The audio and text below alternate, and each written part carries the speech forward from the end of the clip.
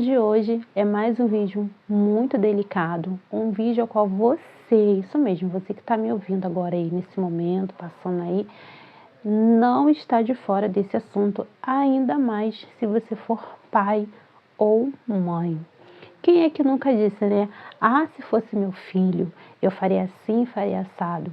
O assunto de hoje é sobre aquele caso fatídico, perplexo e assustador do Rio de Janeiro, em Itaperuna. Mais uma vez, nós vamos contar sobre um caso muito delicado.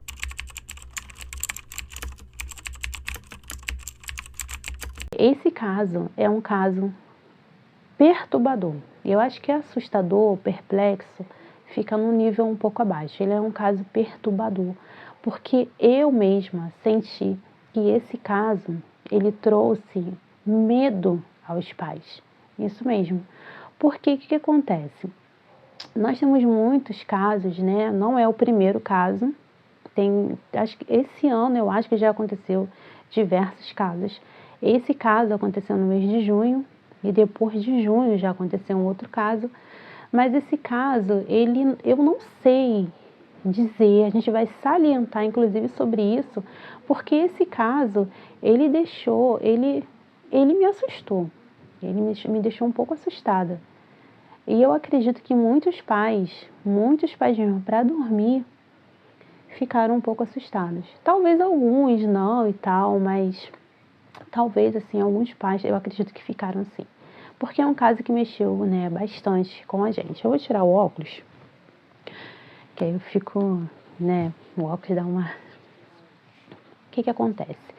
No dia 21 de junho, na noite de sábado, na noite de sábado, 21 de junho, iria acontecer, né?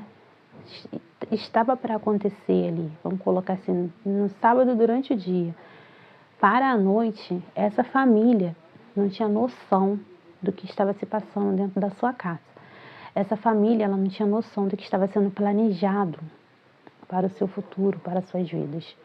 E o mais assustador é que esse plano, ele estava sendo feito pelo seu próprio filho. Acredito eu, estava uma noite calorosa. Aqui, onde eu moro, não estava calor não. Estava até um pouco frio. Mas o clima, ele tem decaído muito, né? Hora tá calor, hora tá frio. E a família tinha um ar-condicionado no quarto. Então todos dormiam naquele quarto. E foi assim que tudo começou. Mas a história, essa história que vai ter um fim, né? Porque assim, o fim de 3 vidas vai ser nesse dia 21. Mas a história, ela começa bem antes. Vamos colocar aí uns 6 anos atrás. Eu coloquei um nome no adolescente e na adolescente. Por quê? Porque não pode falar o nome deles. Eles estão protegidos pela justiça, né? Pelo Conselho Tutelar. Então, nós, vamos colocar os desprotegidos, não podemos falar o nome dos adolescentes. Então, eu coloquei um nome no adolescente que cometeu o crime, né? O ato ali, de Caneda. Caneda. E a adolescente se chama Caneta. Esses 2 adolescentes, até então crianças, se conheceram jogando jogos online. Os jogos, né, online, para muitos, a gente já sabe como funciona.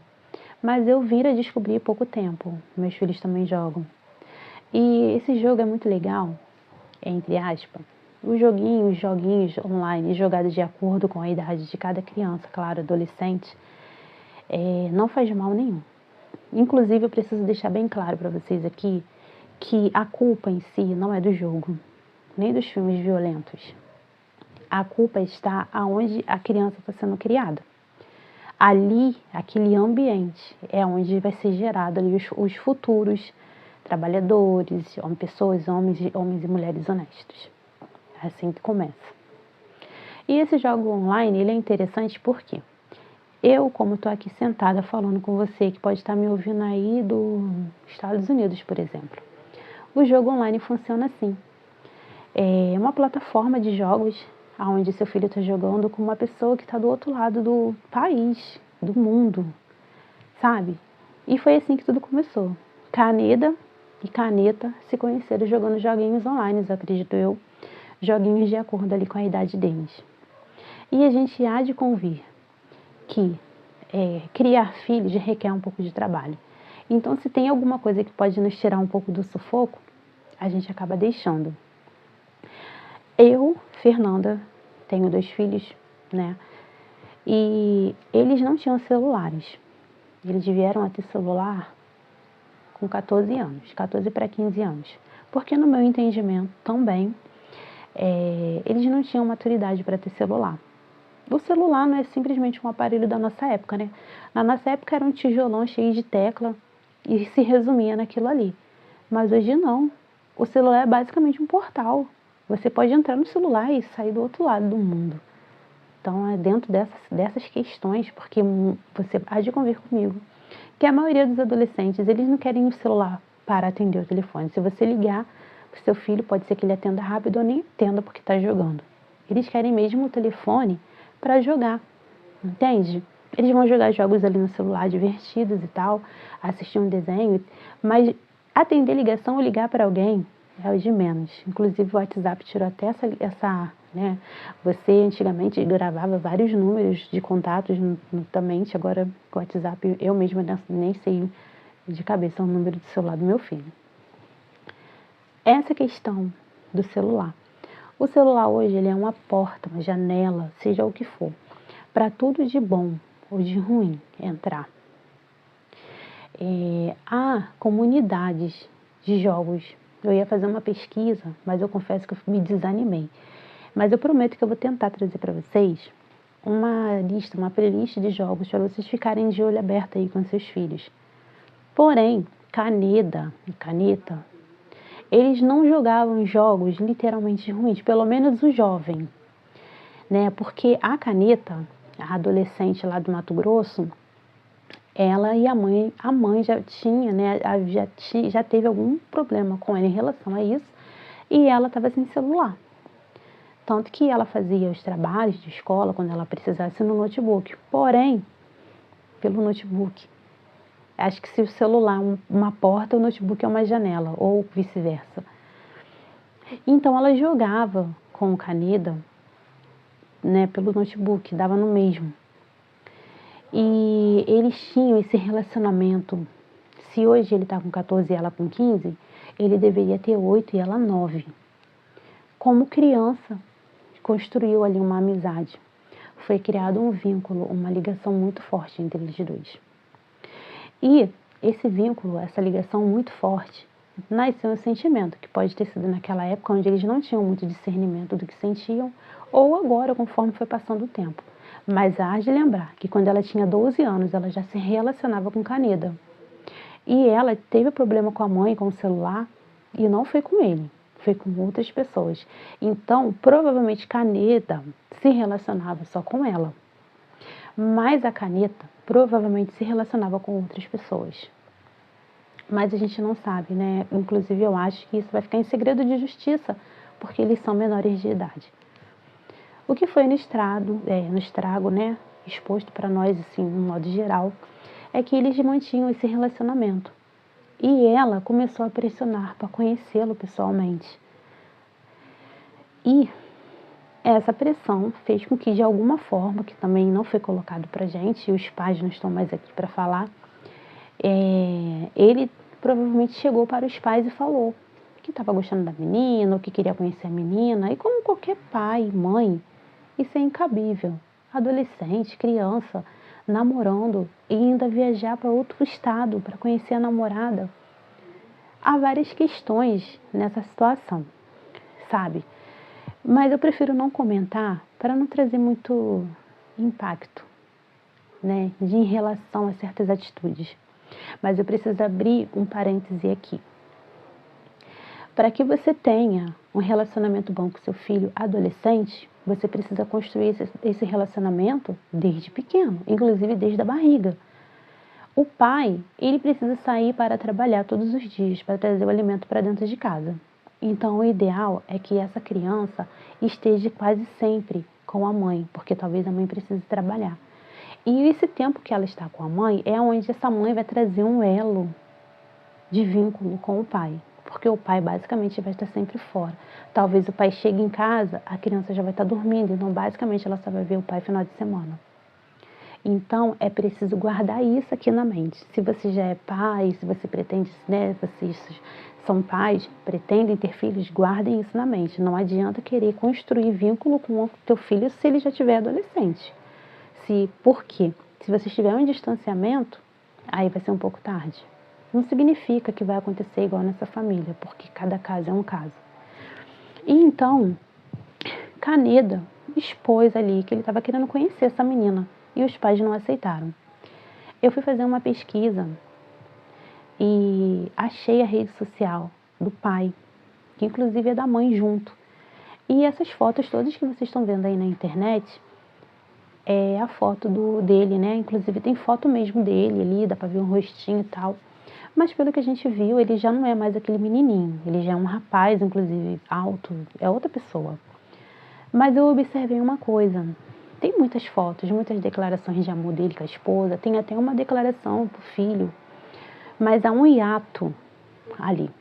Você não encontra nada desse menino. Nada. Você não encontra foto dele. Fala assim, mas Fernanda, vai ver que apagaram. Não, não apagaram não. Tem foto dele até uma certa idade, que é essa idade que a gente está toda... essa idade, não, essa foto que a gente está vendo aí, todo lugar que tu vai procurar esse assunto é aquela foto ali, até aquele tamanho ali. Daquele tamanho ali em diante, não tem mais nada em relação a eles. Então, em algum momento, isso foi quebrado. Tem um hiato de espaço que não foi mais vinculado.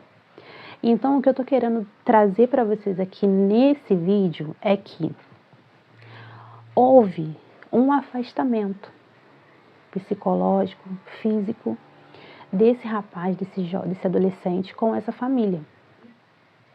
Totalmente.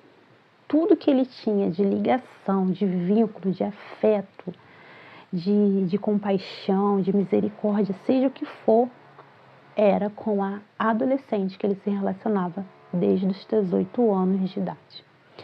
Então, o que eu estou querendo dizer nesse vídeo é o seguinte: houve um afastamento, houve um distanciamento.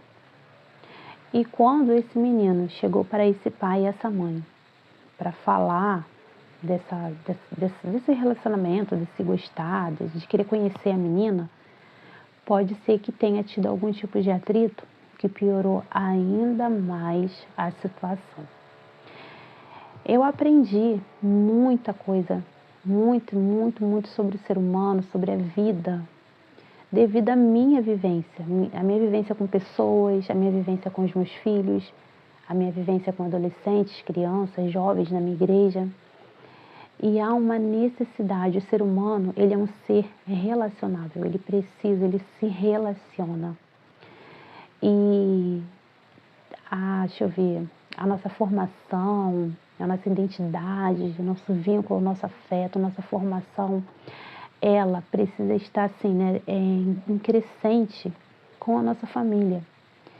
E você pode dizer assim, mas Fernanda, tantos lares destruídos, tantas famílias e tal. Sim, com certeza, é uma realidade, Mas o que nós aprendemos? O que nós aprendemos assim, que nós conhecemos dessa família? Que eles eram uma família muito unida, que eles eram uma família maravilhosa, que não tinha nada para falar desse pai, dessa mãe. Então, aparentemente, eles eram uma família perfeita, concordam?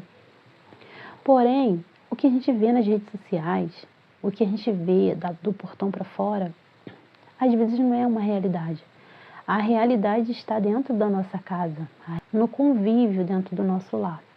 Então, por mais que seja um assunto que nos deixe muito transtornados, né, a gente fica muito transtornado, é um assunto que tem a ver com a nossa vida, com a nossa família. Por quê? Porque é algo que acontece e está acontecendo agora nesse momento. Distanciamentos, não querer cuidar, não querer estar perto, dá trabalho. Se nós não criarmos um vínculo, um afeto com os nossos filhos, eles vão criar com alguém, entende? E esse alguém pode influenciar nossos filhos para o mal. Podemos falar o que quiser desse menino, do que aconteceu. Mas todos há de concordar, se fazer um levantamento e uma pesquisa. Ele foi totalmente influenciado por uma pessoa que ele nunca leu. Ele só conhecia pela tela. Ele nunca teve contato, ele nunca pegou na mão dela, ele não sabe nem se realmente ela é real. Entende? Mas é uma forma de dizer.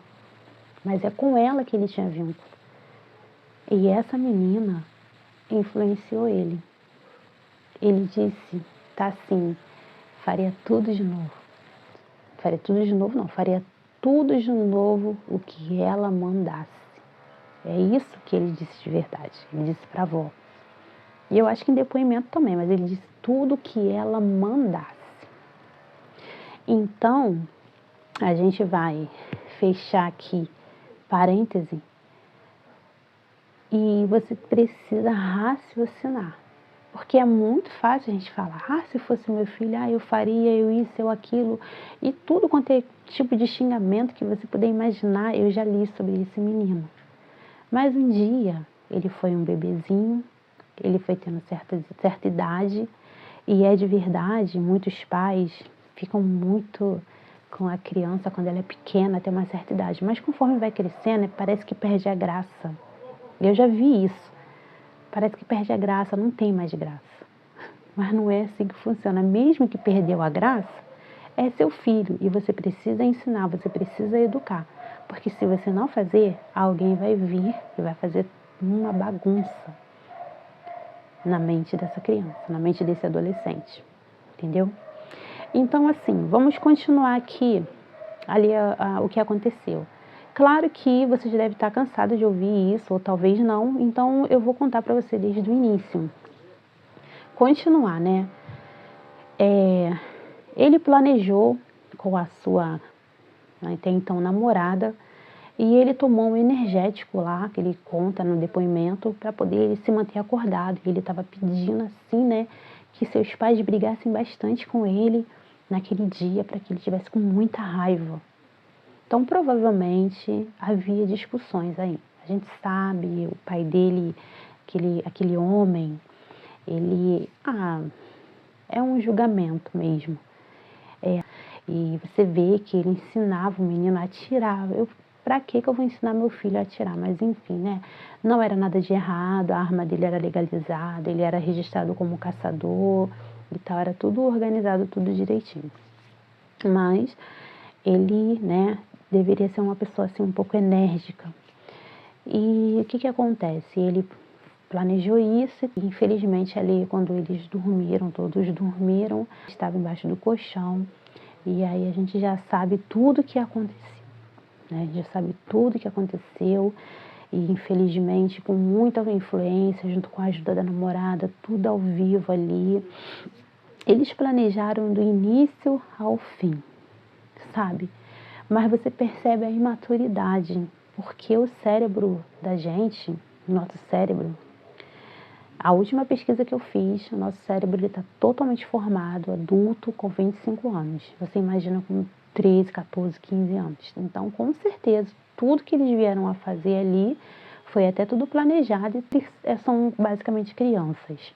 Então, com certeza, como qualquer coisa que a criança faz de errado, os pais descobrem que foi isso que aconteceu. Só que, infelizmente, foi uma desgraça. O plano, né, sequencial, né, que tudo desse certo ali, ele já estava com as coisas preparadas, já tinha visto como que ia sacar ali o FGTS do pai, não sei, não faço ideia como ele faria isso.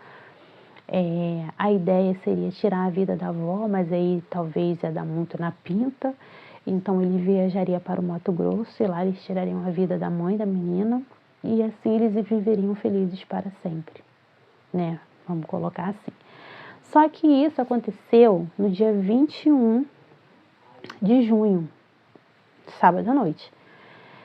Não sei mais ou menos que horário, se foi divulgado, eu confesso que eu não pesquisei, não quis pesquisar, é muito difícil, gente, pesquisar esse assunto aí, é muito difícil. Então, assim, domingo de manhã, né, ele dormiu, acordou, ele provavelmente passou a noite tentando limpar ali o que ele fez. Domingo ele acordou, foi comprar pão, não sei, ou não foi, tomou café e tal. Mas assim, a família mora próximo e eles não estavam tendo contato com o casal. O que está acontecendo, não é mesmo? Então, a avó perguntou para ele e ele falou para a avó que o irmãozinho tinha engolido um caco de vidro e eles saíram para levar o irmão no médico.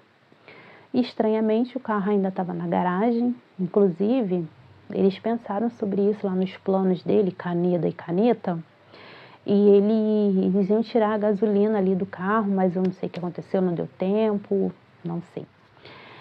Mas o carro estando na garagem foi alguma coisa que deixou assim, né, uma suspeita, a estranheza, vamos colocar assim, uma estranheza. Então a avó e o menino foram na delegacia, na segunda-feira eles foram na delegacia prestar queixa ali do desaparecimento que a família saiu para ir no médico e não até agora nada. Inclusive, o delegado chegou até a pensar que havia acontecido alguma coisa com o bebê, que o pai e a mãe, né, estavam tentando ocultar ali o que aconteceu. E eles prestaram ali o depoimento.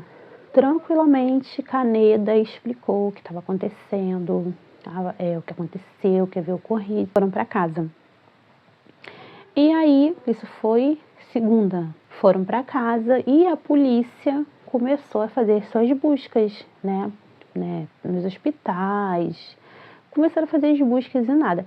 A polícia é muito experiente.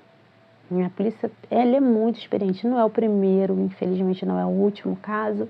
Claro que esse caso foi um caso assustador. Eu acredito que eu ouvi o delegado dizer que ainda não tinha passado por isso. Desses 22 anos, eu acho que ele tem de delegado. 22, 23, não me lembro. Mais de 20. Ele ainda não tinha passado por isso. E aí, o que acontece? Eles começaram a investigar. Investigar e decidiram ir na casa da família para ver ali se tinha algum vestígio. Como eu disse, inicialmente o delegado ali, eles estavam acreditando que tinha acontecido alguma coisa com a criança menor. E quando eles chegaram na casa do jovem, ali da família, tinha, claro, né, um colchão mal limpo, algumas coisas estranhas, a bolsa dele arrumada, inclusive com os celulares dos pais dentro da bolsa, e um odor muito forte. E eles foram procurando daqui, procurando dali, e enfim encontraram os corpos dentro de uma cisterna. O adolescente teve essa força toda, porque ele não é mais aquele menininho da foto. Esse menininho da foto, ele não é mais esse menininho, não. Ele é um menino que provavelmente está no seu 1,80 m para cima, ele é bem alto. Tem um corpo legal e, se eu não me engano, o pai, ele fazia exercícios físicos, eu não lembro muito bem. Ele era um menino fisicamente preparado para aquela situação que aconteceu ali. Então, depois que ele, em tempo real, junto com a namorada, cometeu todo o crime, ele colocou um líquido que escorrega, né? A gente já tem mais ou menos uma ideia. E arrastou ali os corpos dos pais.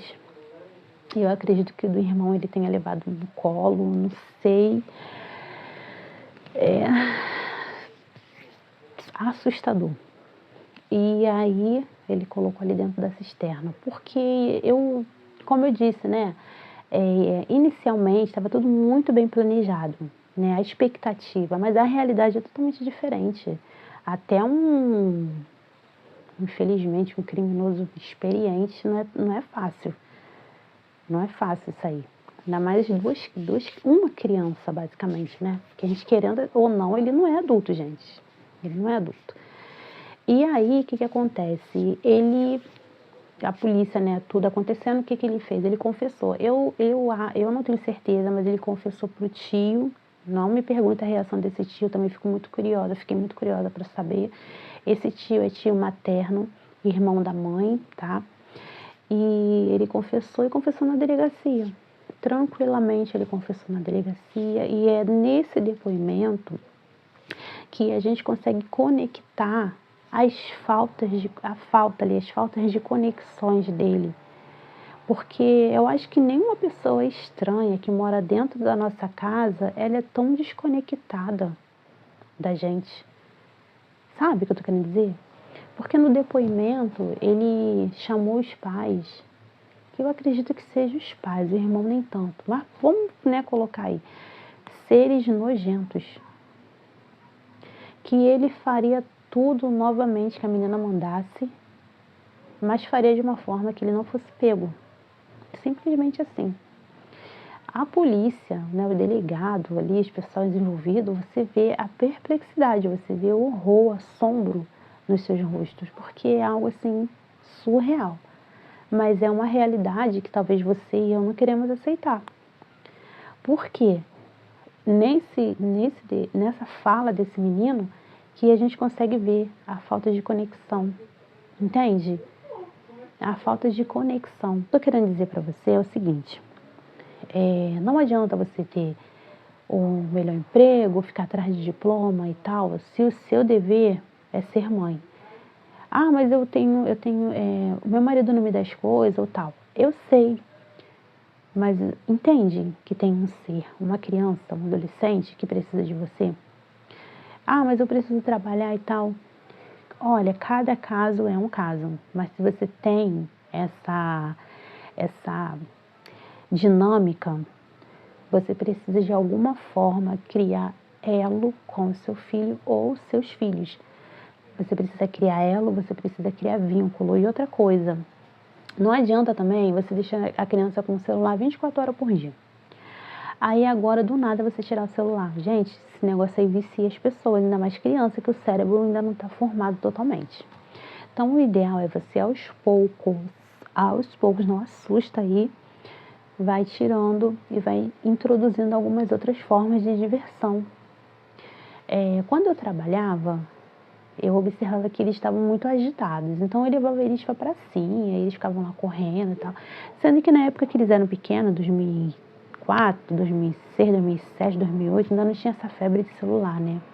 Mas eles chegaram a pegar essa questão aí de celular. Mas o que eu estou querendo dizer para você é que você trabalhando fora ou não, você precisa criar vínculo com seus filhos. Porque muitas de nós estamos em casa, mas a gente não tem vínculo nenhum, não tem elo nenhum. Entende? Você precisa se interessar pelo que seu filho gosta. Você precisa se interessar. O que ele joga? O que ele faz? O que ele está jogando? Qual é o desenho do momento? Qual é o tipo de anime que ele gosta? Ah, Discord, não sei o quê. Ah, o que é isso e tal? Finge pelo menos interesse. E nesse fingimento você tenta vasculhar ali o que está acontecendo. Porque se você não se interessar, outra pessoa vai se interessar pelo que seu filho gosta. Entende? Então, se você é uma família que seu marido trabalha, você trabalha, eles estudam e tal, tenta de alguma forma, não sei, final de semana, mas aí tem igreja. Olha só,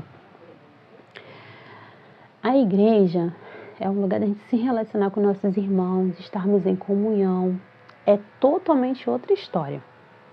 É outra história. O que você precisa é criar histórias de vínculos, afeto, amor dentro da sua casa.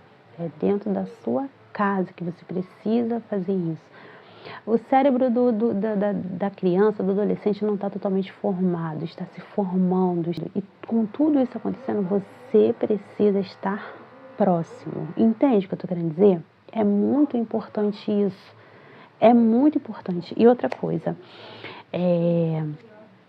há um paralelo nessa história muito interessante. O Caneda, o adolescente, ele tinha uma família, uma mãe presente, vamos colocar presente, a mãe estava em casa, o pai trabalhava, de 15 em 15 dias ele estava em casa, vamos supor assim, 15 dias ele estava em casa, embarcado, 15 dias ele não estava em casa, me aparenta que esses 15 dias que ele estava em casa, ele tentava criar elo com esse filho. Ele estava tentando, mas alguma coisa nessa casa estava faltando, né? E assim, eu falo com muita clareza e sem medo nenhum, que às vezes na nossa casa, aparentemente tem tudo, mas uma pessoa não está presente, que é Jesus. Ele é o que preenche tudo, sabe? Então, assim, esse pai trabalhava de 15 dias, e 15 dias ele estava em casa, 15 dias ele não estava, a mãe trabalhava em casa, ela estava presente, mas de alguma forma eles foram se desconectando desse menino. E quanto mais houve esse afastamento emocional, talvez não tão físico, mas emocional, ele estava se entrelaçando com a adolescente Caneta, que inclusive mora no Mato Grosso do Sul. Agora, a história da adolescente é mais interessante, porque ela era uma ótima aluna, uma boa filha, planejava tirar a vida da própria mãe. Entende? Então você vê adolescentes aparentemente com tudo. Mas o que falta na vida desse adolescente? O que falta? O que falta na sua vida? O que falta na sua família? O que está faltando? Porque às vezes você tem tudo. Mas isso tudo não é suficiente. Por quê? Porque precisa de Jesus. Precisa de Jesus. E Jesus, ele vai fazer você entender o que você precisa renunciar, o que você precisa acrescentar, entende? Então, assim, há essa questão. Porque ele aparentemente tinha tudo, do bom e do melhor. Ela também. Mas o que talvez eles não tinham é o que a gente não quer aceitar, que é a presença dos pais, sabe? Não adianta, olha, filho não tem privacidade. No quarto dos meus filhos não tem, nunca teve porta. Nunca teve porta. Sabe o que também não tinha? Não tem televisão no quarto. Sabe por quê? Porque são coisas que aparentemente é bom, mas pode trazer um transtorno. Por que tem que ter porta? Por que tem que ter privacidade? Por que a gente não pode entrar? O que está assistindo lá na televisão? Entende mais ou menos? São coisas que dá trabalho, realmente, dá um desgaste. Mas a gente não quis ser pais. A gente não teve os filhos, gente. Às vezes a gente gasta tanto tempo com uma pessoa que a gente está conhecendo um novo amor. Ou talvez o marido mesmo. A gente tem trabalho para se conectar com pessoas novas, na nossa igreja, no nosso dia a dia, no nosso trabalho, mas a gente não quer ter trabalho de se conectar com os nossos próprios filhos. A gente não quer. Aí sabe o que acontece? Vem alguém de fora que nunca nem teve contato físico e leva eles. Ou nos leva, nos tira deles.